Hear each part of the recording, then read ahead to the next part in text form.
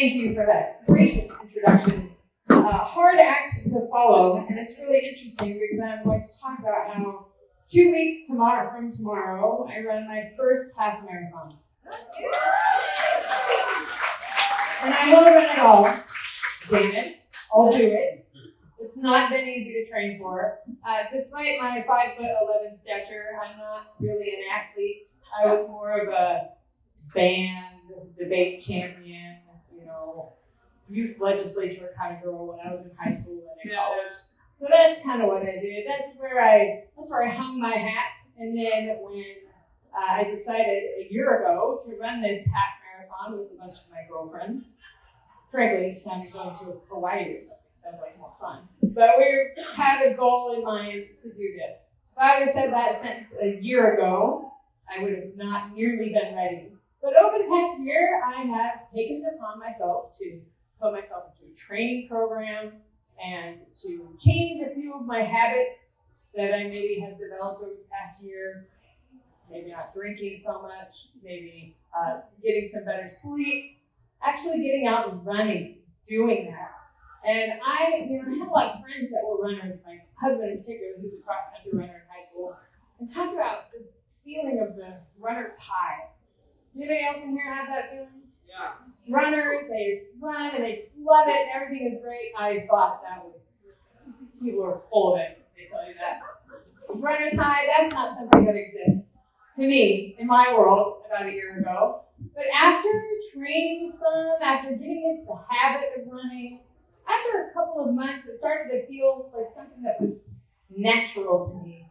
I didn't dread going out on my runs anymore. I developed the muscle memory of the running, and it was something that felt good to me, which surprised me. And then when I was getting up into the 3, 4, 5 mile range, I started to get that adrenaline. I started to feel, at least what I think is the runner's high. And because it feels good, and it just took me a while to get there. And that's the closest thing to describing this magical thing of intuition. How do we describe this intuition? And it's that internal compass that tells us that something's right and tells us that something feels good. And it's the emotional connection that we have to be able to make those decisions. So, running half marathon here in a couple of days, and I think I'm ready, and I feel good about it. Thank you. When I think about this intuition, and these feelings that I've had over the past year, I compare it a lot to my journey of entrepreneurship. Another small story about me, I am a college professor. I've been one for 17 years. Teach business communication, organizational communication. Talk a lot about business culture and leadership. What inspired me to get into the world of communication was debate. I love debate, and trust me, all of my business partners that are sitting here supporting me know how much I love debate and how much it is a part of how I show up in those meetings. Because it's a part of my intuition. It's something that feels comfortable to me. It's a skill that I have developed over my years, and I wanted to give back to that community after I graduated college. So continued my process of getting my degree, becoming a college professor and a college debate coach so I could give back to that community and to the activity that I adored so much. After a couple of years, that's about a decade into this, I had this feeling that, I loved being in the classroom, I loved teaching, I loved the things I was talking about. I was taking my debate team around the world. I was doing these things that were transformative and different, and I loved that piece of it. But at the same time, I was crawling up that administrative ladder. I kept serving on committees, serving as faculty chair, doing all of these things that was just taking away all of my spirit and passion for teaching, and to really get at the core of my intuition and my genius, and it felt stifling. I would imagine many of you in this room have had a similar feeling, whether it be you're in an institution, or you're in a career, or you're with a certain leader that maybe doesn't appreciate you, or we even have those feelings ourselves that we set those own limitations on ourselves.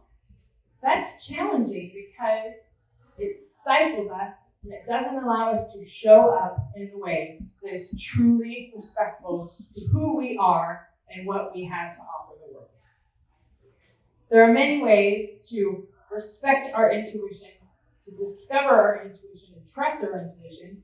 But as Luca said, if you're not creating space for you to do that, it's something that becomes even more challenging. So about 4 years ago, I decided to step outside of the administration and academia.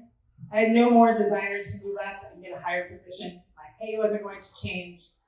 I still stick with the teaching, so I just can't quite let that go. I love the teaching. I love being in front of an audience, and I like talking about those topics. But what I discovered is that when I stepped outside of those boundaries, I stepped outside of the institution, and I was able to live in this environment that was limitless. I could create a business around my expertise and help others discover the transformation that I was making in the classroom. When I began to do this with other people, I help other people create businesses out of their genius. I got into publishing. I started to create all of these connections, and now my solo career, my solo entrepreneur journey has turned into multiple businesses, which is really kind of exciting, with the publishing group and the strategic advisory board, where I have 10 business partners. We all work together to help scale businesses. It's incredible what you can do for yourself when you step outside of those limitations, take that step, and then able to step into your true genius. So I leave you with a few thoughts here today. We've talked a lot about intuition. How about your genius? And for you to think about, what is my true genius? What is my true intuition? Our intuition changes over time. And so asking yourself that question over and over again after you've had those experiences, that's a way to become more in touch with yourself and in touch with your strengths and your passions. And maybe you've made a new partnership, a new relationship that's going to take you to a different level.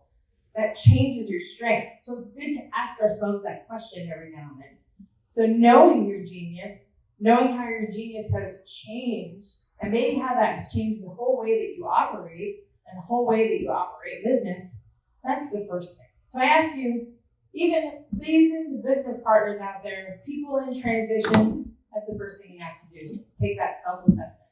Where am I? What are my genius? Where is my genius? Where do I trust myself? Because that's the next step, is trusting your genius. And that's when we step outside of any of those boundaries that we have around us, whether it be our career, whether it be the institution we're in, whether it be our family, whatever that is, we step into a space where we can truly discover the possibilities and the opportunities of our genius. The opportunities that are available in this market are vast. And you can create a business out of anything that you want. And you can make money doing anything you want. You can influence people all over the world. There's no reason to not take that opportunity. The third thing to remember is when we talked about this, somebody talked about this earlier tonight, this law of attraction. It was you. Talked about law of attraction. When you're open and you understand yourself and you trust yourself, that's when people are going to be attracted to you. That's when you draw people to you into your trusted community.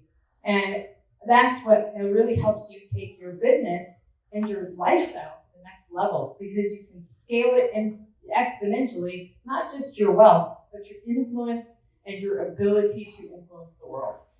It makes a dramatic difference when you start trusting yourself and trusting others around you to help you achieve those things. That's why it's so amazing to have so many business partnerships here in the room that are showing so much support for what we're trying to achieve here. I imagine that's what this whole network is about. So we're here to network, we're here to grow ourselves, and we're here to grow our community. But a lot of that lies in you having an understanding of your intuition and your genius and what you have to offer the world. Because what you have to offer the world and the experiences that you have had is different than anybody else in this room. Your intuition will guide you into wealth. It will guide you into these great business partnerships, and you will have the lifestyle that you want. Thank you.